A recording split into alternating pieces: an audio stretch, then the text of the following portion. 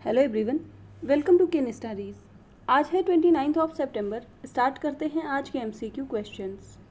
आज का first question है, the first C-295 transport aircraft has been inducted into Indian air force.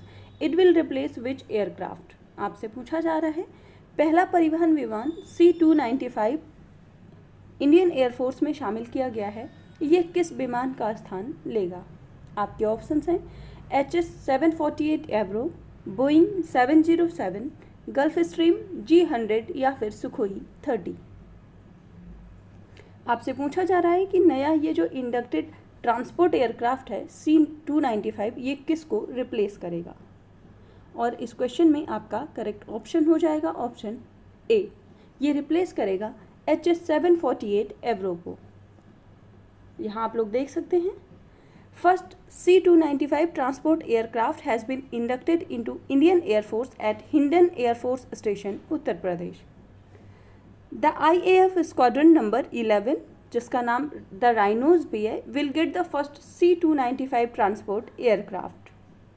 And this aircraft will replace HS-748 Avro aircraft, and it will boost the medium lift tactical capability of Indian Air Force.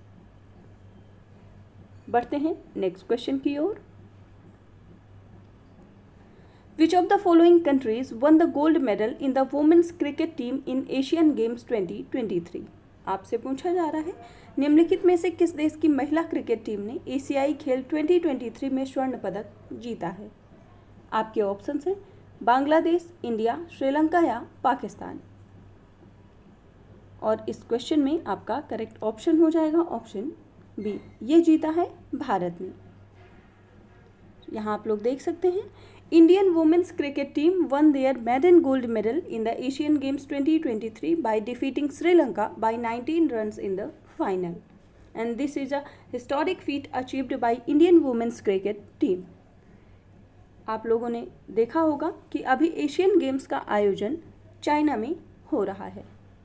बढ़ते हैं next question की ओर।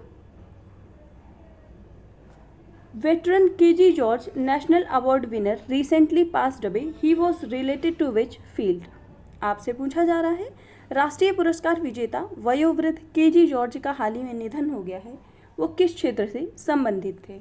आपके options हैं film maker, writer, actor या painter. और इस question में आपका करेक्ट ऑप्शन हो जाएगा ऑप्शन ए, ये फिल्म क्षेत्र से संबंधित थे।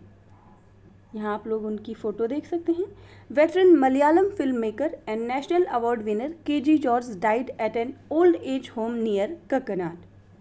ही received the national award for best feature film Swapnadanam in 1976 and has also bagged 9 state film awards since he started his film career in 1970। बढ़ते हैं नेक्स्ट क्वेश्चन की ओर। Who has been recently appointed as the 14th director of Bhabha atomic research centre. आपसे पूछा जा रहा है, हाल ही में भाभा परमाणु अनुसंधान केंद्र के 14th निदेशक के रूप में किसे नियुक्त किया गया है। आपके ऑप्शंस हैं अर्चना शर्मा, विवेक भसीन, उमेश कुमार या फिर नन ऑफ दीज। और इस क्वेश्चन में आपका करेक्ट ऑप्शन हो जाएगा ऑप्शन बी, 14th डायरेक्टर जो भाभा एटॉमिक रिसर्च सेंटर के नियुक्त किए गए हैं वो हैं विवेक भसीन। यहाँ आप लोग देख सकते हैं, on 15 September 2023 Vivek Bhasin took charge as the 14th director of Bhabha atomic research centre, India's premier nuclear research facility, जिसका हेडक्वार्टर है मुंबई, महाराष्ट्र में। इसके साथ ही बाग की बात करें तो उसको फाउंड किया गया था by Homi Jahangir Bhabha in the name atomic energy establishment Trombay. तो जब ये इस्टेब्लिश किया गया था तब इसका नाम था एटॉमिक एनर्जी इस्टेब्लिशमेंट ट्रॉम्बे इन 1954, और बाद में इसको रीनेम किया गया 1966 में, और तब इसका नाम हो गया भाभा एटॉमिक रिसर्च सेंटर। बढ़ते हैं नेक्स्ट क्वेश्चन की ओर। Which state has launched mobile van programme to promote natural farming. आपसे पूछा जा रहा है, प्राकृतिक खेती को बढ़ावा देने के लिए किस राज्य ने मोबाइल वैन कार्यक्रम शुरू किया है। आपके ऑप्शंस हैं असम, हिमाचल प्रदेश, अरुणाचल प्रदेश या राजस्थान। और इस क्वेश्चन में आपका करेक्ट ऑप्शन हो जाएगा option C. Mobile van programme शुरू करने वाला जो राज्य है वो है Himachal Pradesh. So Himachal Pradesh Agriculture Department has introduced a mobile van program as part of the प्राकृतिक खेती खुशहाल किसान योजना, और इसका एम है to advance eco-friendly and natural farming practices, and this initiative focuses on delivering fresh organic produce directly to consumers while promoting organic and chemical-free farming। तो आप ध्यान रखेंगे मोबाइल वैन प्रोग्राम ये कृषि से संबंधित है और इसको शुरू किया है हिमाचल प्रदेश एग्रीकल्चर डिपार्टमेंट ने। बढ़ते हैं नेक्स्ट क्वेश्चन की ओर।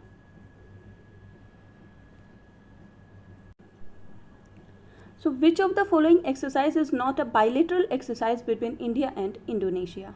आपसे पूछा जा रहा है निम्नलिखित में से कौन सा द्विपक्षीय अभ्यास भारत और इंडोनेशिया के बीच आयोजित नहीं होता। आपके ऑप्शंस हैं exercise Samudra Shakti, exercise pitch black, exercise Garuda Shakti या फिर इंडो कॉर्बेट एक्सरसाइज। आपका करेक्ट ऑप्शन हो जाएगा option B. Exercise pitch black ये इंडिया और इंडोनेशिया के मध्य आयोजित नहीं होती है, बाकी तीनों ही इन दोनों देशों के मध्य आयोजित की जाती है। सो एक्सरसाइज पिच ब्लैक की बात करें तो it is a biennial multilateral air combat exercise जिसको होस्ट करता है Royal Australian Air Force since 1981, and the Indian Air Force had taken part in the exercise for the first time in 2018।